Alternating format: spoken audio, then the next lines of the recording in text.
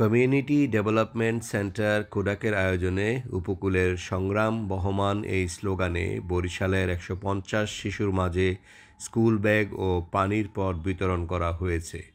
বৃহস্পতিবার বরিশালের বাবুগঞ্জ উপজেলার বাহেরচর ক্ষুদ্রকাটি সরকারি প্রাথমিক বিদ্যালয় এই স্কুল ব্যাগ বিতরণ কর্মসূচি পালন করা হয়। অনুষ্ঠানে প্রধান অতিথি হিসেবে উপস্থিত ছিলেন উপজেলা নির্বাহী কর্মকর্তা ফারুক আহমেদ। ভালো, আমি আশা করবো যে যারা বাবুগঞ্জে কাজ করছে প্রত্যেকে শিক্ষা প্রসারের উদ্যোগ গ্রহণ করবে এবং বাচ্চারা যদি উৎসাহিত এই কার্যক্রমে আরও বেশি অগ্রগতি।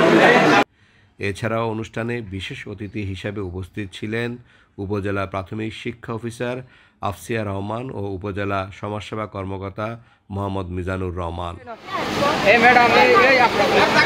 এম এ মুকিত, দৃষ্টি ২৪।